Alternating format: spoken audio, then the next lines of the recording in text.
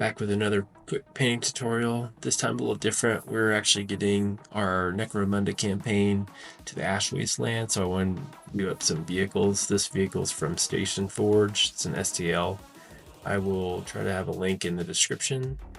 So the first thing you need to do is build the model itself, and then I primed it with a matte black primer. Anything of your choice. This is just a cheap Krylon matte black paint. I left the front wheels off. I had to do a little bit of fixing because it didn't print totally on the bottom, so I actually attached a straw on the back axle there, but you can't tell now it's all painted up. And then those are all the bits for it. So the first thing you're going to need to do is we're going to dry brush it with, this is a lot of cheap paint. So if you don't have good paints, or this is a really good technique, we're going to use more of a stippling technique, but you need burnt umber. This is, I can't remember, Folkart or one of the apple barrel brands.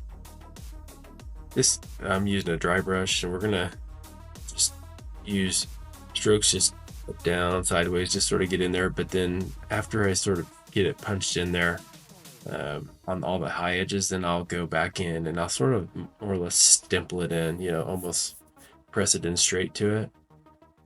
And it gives it almost a weathered appearance, and working from the center out. I actually happen to use like an airbrush. Make sure you get all it comes with a ramp. Next is we're going to start using the burnt sienna. Again, I think this is from Folkart, and we're going to do the same technique here. We're just going to go right over the top of it. This is probably the longest process of this. You don't have to be super clean with this step. You can be pretty quick with it. Again, make sure you get everything. I did a little bit of a practice just to see how it would look, and you can see the results here. It has that sort of nice shadowing on the outside, and that's what we're going for. It's just sort of that weathered look. And the paint I'm using is Apple Barrel Flamingo Red. It's more of not quite a maroon red, but it's not your bright red, just a solid red color. So if you're trying to look for maybe a representative color, it's going to be a little bit more on the darker hue than that bright color, because we're going to go back and we're going to highlight with just basically a solid red color. But again, I'm just using a cheap brush, something, again, you don't want to use your good brushes for this, because you're almost just taking the brush and pushing it right into where you want it. Again, starting from the center and go to the outside. The next is going to be Apple Barrel Golden Sunset. This is pretty close to like a yellow ochre color. So if you have that, that would probably work just fine. But again, same thing, stippling. Try not to, we're not covering it totally from edge to edge, right? Because again, we want sort of that shadow contrast. This would be pretty simple with an airbrush, but I just want to show you that you can do the same technique that you would with an airbrush with an actual just a paintbrush. So looking already pretty cool, I think. And now we're going to go to a little bit nicer paint. So Pro Acryl Gold Pyro Red. You can use just a regular bright red if you didn't have, like some more expensive paints. But again, starting from the center, and you can see I'm almost just using like a stippling technique. Again, I'm not really brushing it on like you normally would. I'm trying to stay as much to the edges and to the center and just highlighting all of those bits. So you're gonna go around the whole model. Like I said, I did one side just for a demo. I've never painted this model before, and that's why I wanted to make sure it was gonna look appropriate. Next, we're gonna use Pro Acryl Yellow Ochre for that more of a highlight color. Again, I'm using a dry brush for this. You can use just that cheap craft painter's brush, and that would work fine. And then you can see I've already started weathering it. I used a sponge with Apple Barrel Black. It's a matte black. And you're gonna, just think of where edges would be on this big ram here. It's getting against the ground there. So that's sort of where I worked most of the wear. And then obviously on just some of the hard corners and stuff. You can be pretty liberal with this. It's really honestly up to your interpretation of how worn you want the vehicles to look. Next, we're gonna go to burn umber. We're gonna work that over the top of that black that we just put in. Same thing. Use a sponge, and I'm just going in there, and it's not as heavy as what the black was, but it'll sort of give you that edge contrast that you're looking for. And then you're going to do that to the whole model. I think I did that off camera. Oh no, maybe not. I did it to the one side again just to test it. I do I did do some things off camera. I do apologize. I was filming and then I forgot to press the record button.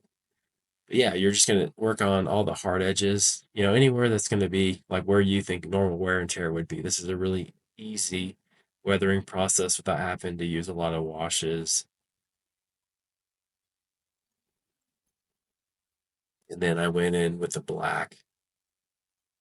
I sort of did opposite for whatever reason. It looks fine. It looks just like the same thing. Now we're gonna go in with that folk art, that burnt sienna. Again, whatever burnt sienna you got.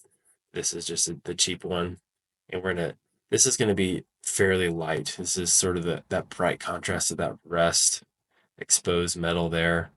That we're gonna be hitting on all the high edges. So again, be semi scarce with this, not as liberal as with the black and the burnt umber. This is just a surface rust. And I did have to do some cutting to this model. My goal was to fit four of my gangers on the back end with their bases, 25 millimeter bases. And I was able to do that. I just had to cut something. Like basically they had like some, I think, dynamite or something. So I cut that and I used some tissue paper and I used it with PVA glue and I was able to make like a little tarp to cover that cut area. Next, we're going to go with the burnt orange. And this is going to be, again, nice, just the top edges.